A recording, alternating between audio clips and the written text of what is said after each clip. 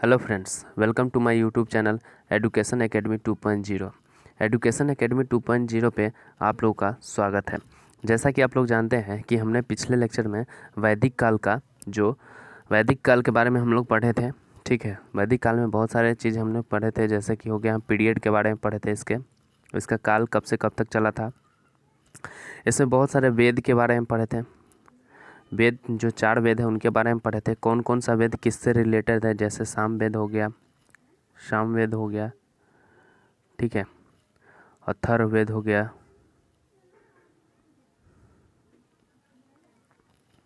ऋग्वेद जो कि सबसे प्राचीन है, ठीक है, उसके बाद यजुर्वेद तो हमने वेदों के बारे में पढ़ा इसमें।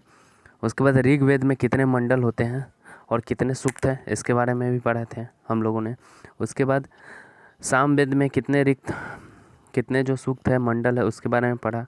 अथर्ववेद किससे रिलेटेड है, सामवेद किससे रिलेटेड है, ये सब चीज़ के बारे में हमने इसके बारे में जानकारी ली थी। साथ ही साथ कुछ ऐसे चीज़ थे आधुनिक नाम जिनका प्राचीन नाम क्या था, उसके बारे में पढ़े थे हम लोग। जैसे गाय को अघन्य कहा जाता था, अतिथि को वेदांत कहा जाता था, धनी व्यक्ति जो होते थे उनको ये सब के बारे में हम लोगों ने कल पढ़ा था।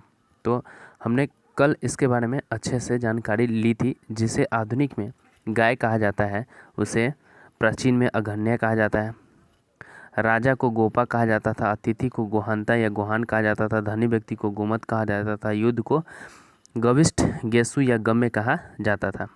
तो इस प्रकार जो था हमने कल इसके बारे में जानकारी ली थी। पुत्री को दुहिता कहा जाता था, अनाज को धान्य, मरुस्थल को धनवय, इन सब के बारे में जो हमें प्राचीन काल के जो इतिहास थे उनके बारे में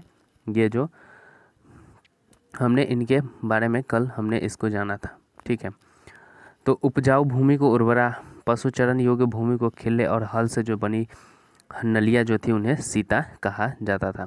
तो इस सब के बारे में हम लोगों ने कल मैंने आप लोगों को जानकारी दी थी, इसके बारे में डिटेल्स जानकारी दी थी। ठीक है, तो इन सब से रिलेटेड हम लोगों ने इसे पढ़ लिया था। साथ ही साथ ये भी बता दिया था कि ऋग्वेद, यजुर्वेद, सामवेद और अथर्ववेद जिनके ब्राह्मण जो थे उनके बारे में भी हमने आपको बताया था। ये जो हमारे 4 वेद हैं, जिनमें ऋग्वेद जो है सबसे प्राचीन है, फिर यजुर्वेद है, फिर सामवेद है और सबसे नवीनतम जो है अथर्ववेद है। ठीक है, उसके ब्राह्मण के बारे में पढ़ा था, किसमें कितना सूक्त और यानी कि जो श्लोक है वो कितना है। उसके बाद उपदेश के बारे में पढ़ा था। ठीक है, उपवेद और उपनिषद के बारे में भी हम लोगों ने पढ़ा था। यानी कि मेघा पुरुष अगर कहा जाए, मेघा पुरुष प्रथा का उल्लेख किस ग्रंथ से किया गया है, तो ये शतपथ ग्रंथ से किया गया है। यानी कि हम लोगों ने कुल मिलाकर इनका लगभग 60% से ज़्यादा हम लोगों ने इसे कल पढ़ लिया था। ठीक है, ये एक तरह से कहिए तो ये सारणी है। ठीक है, सारणी है जो कि क्या है, एक परीक्षा के व्यू से ही ये बहुत ही इम्पोर्टेंट है। परीक्षा के जो व्यू है ऑब्जेक्टिव के माध्यम से ये बहुत ही जो है कि इम्पोर्टेंट है। तो पारसियों के ग्रंथ को क्या कहा जाता था? प्राचीन में पारसियों के जो ग्रंथ होते थे उन्हें जिंद अवेस्ता कहा जाता है, और या जिंद अवेस्ता कहा जाता है। अहुर मजदा का वर्णन भी इसमें मिलता है। अहुर मजदा का जो वर्णन है मिलता है वह असुरों का देवता होता है। ठीक है, यानी पारसी का जो ग्रंथ है जिंद अवेस्ता, इसमें असुर महुजदा का भी और असुरों का देवता का भी वर्णन जो है इसमें पारसियों के ग्रंथ में जो है वो मिलता है। तो इन सब के बारे में हमने कल पढ़ लिया था, और आगे जो पढ़ना है हमें इस प्रकार है, आगे हमको पढ़ना है। ठीक है, सॉरी तो हम लोग स्टार्ट करते हैं आगे कि अगर कहा जाए तो ईरान से जो भारत आए, आर्यों के आने की जो सूचना किस अभिलेख से प्राप्त हुआ है?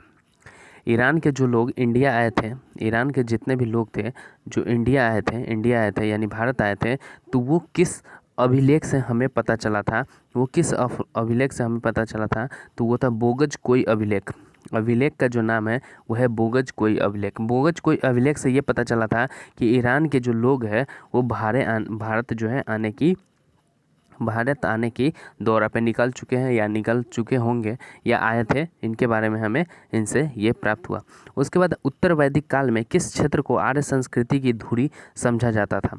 उत्तर वैदिक काल यानी कि हमने कल बताया था कि वैदिक काल जो है वो दो टाइप के हैं, ऋग वैदिक काल और उत्तर वैदिक काल। तो ऋग वैदिक काल का जो पीरियड था 1500 ईस्वी पूर्व से लेकर 1000 ईस्वी पूर्व तक ऋग वैदिक काल था। उसके बाद जो उत्तर वैदिक काल था, जिनका पीरियड था 1000 ईस्वी पूर्व से लेकर, इनका जो पीरियड था वो था 1000 से लेकर 600 ईसा पूर्व तक, 600 ईसा पूर्व तक इनका पीरियड था। ठीक है, इनका पीरियड था।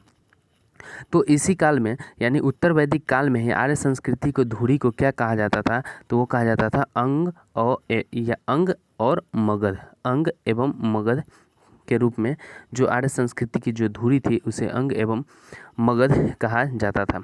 गोत्र, गोत्र जो है जिसे क्लैन शब्द का प्रयोग सर्वप्रथम किस काल में हुआ था? गोत्र अगर पूछा जाए तो हर जाति का कोई न कोई गोत्र होता है, पूछा जाता है कि आप किस गोत्र से हैं, तो इसका जो शब्द का प्रचलन सबसे पहले हुआ था वो ऋग्वेद काल में हुआ था। ऋग्वेद काल में ही गोत्र शब्द का जो है प्रचलन चला था या शब्द का जो है प्रयोग किया गया था। ऋग संहिता में दूसरे सातवें मंडल तक सर्वाधिक प्राचीन माने जाते थे। इन्हें गोत्र मंडल के नाम से भी जाना जाता है। अगर जैसे गोत्र शब्द का जो है, गोत्र शब्द का उल्लेख या प्रयोग जो करने का जो साक्ष्य प्राप्त हुआ है वो ऋग्वेद काल से मिला है। ठीक है, और ऋग्वेद काल में ही ऋग्वेद काल में दूसरे नंबर के जो दूसरे मंडल के जो दूसरे से जो सातवें मंडल का जो मंडल है, सातवें मंडल जो है उनमें ही गोत्र मंडल का उल्लेख मिला है और उन्हें भी गोत्र मंडल के नाम से भी जाना जाता है। ठीक है, ऋग्वेद काल में जनता का विश्वास किसमें था? जनता का विश्वास जो था वो किसमें था? तो ऋग्वैदिक काल में जनता का विश्वास जो था बलि एवं कर्म कांड में था, बलि एवं कर्म कांड में हुआ करता था। जैसे उनकी मान्यता थी कि कोई चीज़ बलि देने से वो चीज़ पूर्ण हो जाती है। कोई चीज़ बलि देने से, मान लो कि भगवान की पूजा की उन्होंने और भगवान से कुछ मांगा उन्हें, अगर वो पूर्ण हो गया तो वो लोग क्या करते थे? बलि देते थे। तो उसका प्रकोप जो है अभी भी है, अभी भी उनकी मान्यता जो वर्तमान में है वो अभी भी चल रही है। जैसे अगर कोई भगवान से प्रार्थना करता है, भगवान मुझे ये चाहिए, अगर मिल जाता है तो वो अगर बलि देने वाला कोई मानदान का चलता रहता है तो वो मानदान का भी प्रथा जो है अभी भी चल रहा है। लेकिन ऋग्वैदिक काल में इसे जनता जो है इसमें बहुत ज़्यादा विश्वास करते थे, वो भी बलि एवं कर्म कांड में।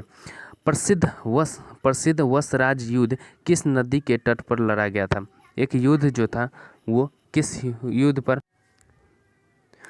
तो ऋग्वैदिक काल में जनता का जो विश्वास था वो किस में था? तो बलि एवं कांड में था, बलि एवं कर्म कांड में जो था जनता का विश्वास था। ठीक है, प्रसिद्ध दशराज युद्ध किस नदी के? जो दशराज एक प्राचीन काल में एक युद्ध जो फेमस है, सबसे प्रसिद्ध है जो है दशराज युद्ध है, और ये किस नदी के तट पर लड़ा गया है? तो परुष्णी नदी के तट पर लड़ा गया है, परुष्णी नदी के तट पर। और परुष्णी नदी को परुष्णी जो नदी है इसे अभी वर्तमान में रावी नदी के नाम से जानते हैं, लेकिन प्राचीन में इसे परुष्णी नदी के नाम से जानते थे।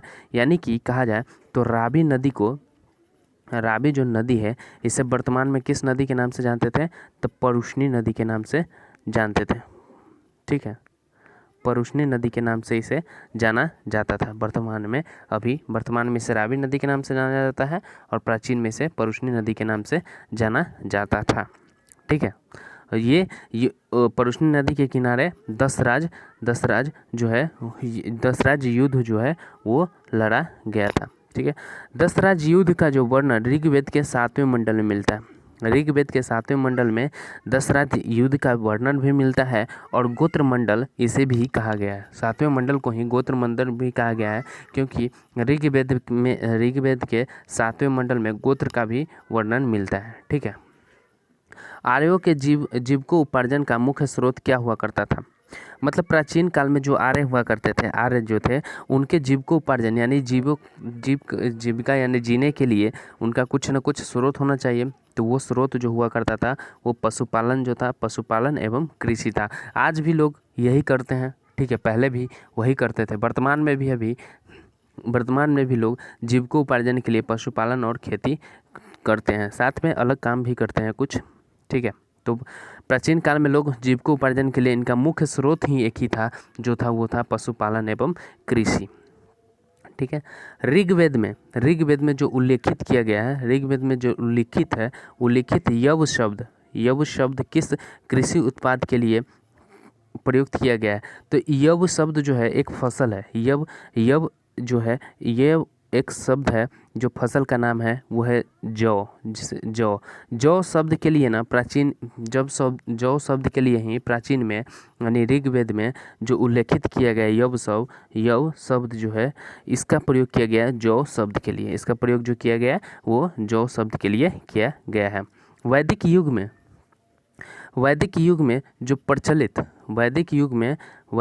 में प्रचलित लोकप्रिय शासन प्रणाली का क्या नाम था? प्रचलित लोकप्रिय शासन प्रणाली का जो नाम था वो क्या नाम था? तो वो वंशागुणत राज प्रणाली था।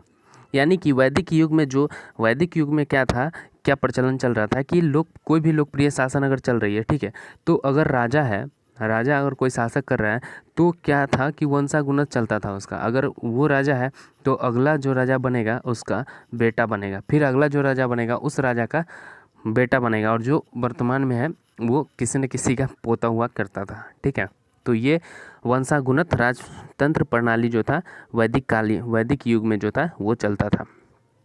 आयुर्वेद अर्थात जीवन का विज्ञान का उल्लेख सर्वप्रथम किस वेद में मिलता है? तो ये अथर्ववेद में मिलता है। अथर्ववेद में जादू टोना का भी मंत्र मिलता है। इसमें लगभग अथर्ववेद में लगभग 6000 मंत्र है। अथर्ववेद में लगभग 6000 मंत्र है। और आयुर्वेद यानी कि आयुर्वेद का जो जैसे कि जड़ी बूटी से जो संबंधित दवाइयों के बारे में जो उल्लेख मिलता है वो अथर्ववेद में ही मिलता है। ठीक है, अथर्ववेद में सभा और समिति को प्रजापति की 2 पुत्रियां कहा जाता है। अथर्ववेद में क्या होता था, सभा और सभापति, राजा के अंदर में जो हुआ कार्य करते, राजा जो था उनके अंदर में 2 ही चीज हुआ करते थे, वो सभा था और समिति थी, और इन्हें ही प्रजापति की 2 पुत्रियां कहा गया है। क्योंकि राजा जो थे इनके अंदर में सिर्फ 2 ही चीज थे, वो थे सभा और समिति। ठीक है, उसके बाद गायत्री मंत्र का उल्लेख किस ग्रंथ में मिलता है? गायत्री मंत्र का जो उल्लेख है वो किस ग्रंथ में मिलता है? तो ऋग्वेद के तीसरे मंडल में जो है गायत्री मंत्र का जो है उल्लेख मिलता है।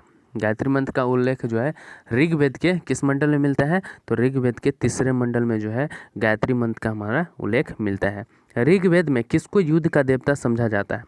ऋग्वेद में युद्ध का देवता किसे समझा गया है? तो ऋग्वेद में युद्ध का देवता जो समझा गया है वो समझा गया है इंद्र को। इंद्र देवता को युद्ध का देवता समझा गया है। युद्ध का देवता जो समझा गया है वो इंद्र भगवान को समझा गया है। ठीक है, उसके बाद पूर्व वैदिक आर्यों का सर्वाधिक लोकप्रिय देवता कौन हुआ करते थे? तो ये इंद्र ही हुआ करते थे। इंद्र जो थे वो युद्ध का देवता भी माना गया है। साथ में पूर्व वैदिक कालियों में यानी उनसे भी पहले अगर कहा जाए तो लोकप्रिय जो देवता हुआ करते थे वो इंद्र भगवान ही हुआ करते थे। ठीक है, गायत्री मंत्र की रचना किसने की थी? गायत्री मंत्र की रचना किसने की थी? तो विश्वामित्र ने गायत्री मंत्र की रचना की थी, और गायत्री मंत्र को ऋग्वेद के तीसरे मंडल में इसका उल्लेख किया गया है। इसका उल्लेख जो किया गया है ऋग्वेद के तीसरे मंडल में किया गया है, और गायत्री मंत्र की रचना जो की है विश्वामित्र ने किए हैं। ठीक है, विश्वामित्र जी ने किए हैं इनकी रचना। उसके बाद है श्री भगवत गीता का मूल रूप किस भाषा में लिखी गई है? तो श्री भगवत गीता का जो मूल रूप है वो संस्कृत भाषा में लिखी गई है, लेकिन इसका हिंदी अनुवाद भी अभी वर्तमान में उपस्थित है। हिंदी, संस्कृत, बहुत कई सारे भाषाओं में श्री भगवत गीता का उल्लेख जो है हमें मिलता है, और इसका जो कई भाषाओं में इसकी पुस्तक भी जारी हो चुकी है। सत्यमेव जयते शब्द किस ग्रंथ से लिया गया है? तो मुंडको उपनिषद जो है ग्रंथ है, मुंडको उपनिषद ग्रंथ से ही सत्यमेव जयते शब्द का शब्द जो लिया गया है या उल्लेख जो किया गया है मुंडको उपनिषद शब्द से ही लिया गया है। अगर कोई पूछे यव शब्द का, अगर पूछे कोई कि यव शब्द का उपयोग ऋग्वेद में किया गया है, वो किस फसल के लिए किया गया है, तो जौ फसल के लिए किया गया है। ठीक है, ये थोड़ा इम्पोर्टेंट लग रहा है मेरे को, क्योंकि ये पूछा भी गया है। ये पिछले एग्ज़ाम में मैंने देखा था, यूपी पीसीएस के एग्ज़ाम में ये क्वेश्चन पूछा गया है। ठीक है, तो ये थोड़ा इम्पोर्टेंट है। और सत्य में जयते, सत्य में जयते शब्द शब्द जो है वो किस ग्रंथ में मिला है, तो ये मिला है मुंडको उपनिषद ग्रंथ में, ये उल्लेख जो है मिला है। ठीक है, मुंडको उपनिषद ग्रंथ में इसका उल्लेख मिला है। फिर उसके बाद प्राचीन में नदी का जो नाम हुआ था, जो नदी अभी वर्तमान में है, जो नदी अभी वर्तमान में है, उन्हें प्राचीन में किस नाम से जाना जाता था, उन्हें प्राचीन में किस नाम से जाना जाता था, तो वो हम लोग अभी देखते हैं। ठीक है, वो हमें अभी हम लोग देखते हैं। तो उसे वर्तमान में अभी आधुनिक नाम उसका क्या है और प्राचीन में उसे किस नाम से जाना जाता था, तो बितिस्ता। बितिस्ता अगर कहा जाए, बितिस्ता जो है ये प्राचीन नाम है, लेकिन आधुनिक में इसे झेलम नदी के नाम से जाना जाता है। आधुनिक में इसे झेलम नदी बोलते हैं, ठीक है, और प्राचीन में इसे बितिस्ता नाम से जाना जाता था। ब्यास नदी अभी आधुनिक में ब्यास नाम है इनका, और प्राचीन काल में इसका नाम बिपाशा हुआ करता था। उसके बाद है घग्घर नदी, जिसे चौतांग नदी के नाम से भी जाना जाता है। इन्हें प्राचीन नाम में दृश्य द्विती कहा जाता था, दृश्य द्विती कहा जाता था, प्राचीन में दृश्य द्विती कहा जाता था। कुर्रम नदी जो है, कुर्रम नदी आधुनिक नाम है। ठीक है, इनका प्राचीन नाम जो है क्रुभु जो है इनका प्राचीन नाम है। क्रुभु जो है वो प्राचीन नाम है, और वर्तमान में इसे कुर्रुम नदी के नाम से जाना जाता है। काबुल नदी को कुंभा कहा जाता था प्राचीन में जो है काबुल नदी को कुंभा कहा जाता था। गंडक को सदा नीरा कहा जाता था प्राचीन में।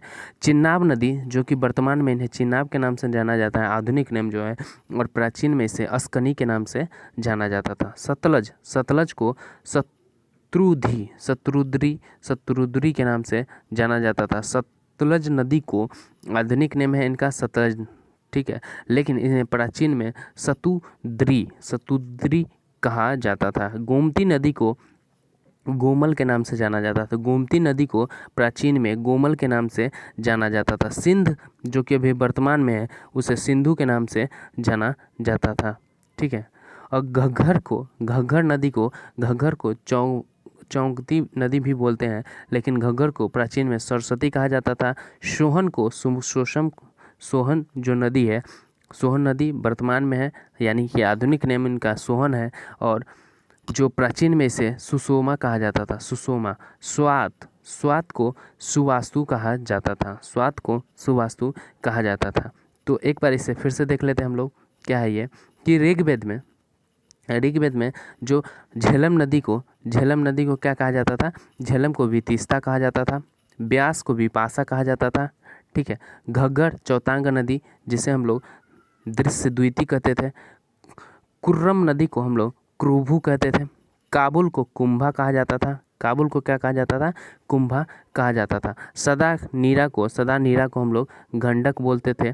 सदा नीरा को हम लोग गंडक बोलते थे। और सदा नीरा को हम लोग क्या बोलते थे, सदा नीरा को हम लोग गंडक बोलते थे। अस्कनी को चिन्नाब बोलते थे। सतलज नदी को प्राचीन में शत्रुद्री बोलते थे। गोमती को गोमल बोलते थे। सिंध को सिंधु, घग्घर को सरस्वती, सोहन को सुसोमा, ठीक है, और स्वात को सुवास्तु बोलते थे प्राचीन में।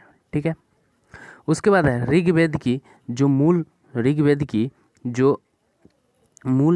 क्या बोलते हैं, ऋग्वेद में जो है वो मूल लिपि क्या है।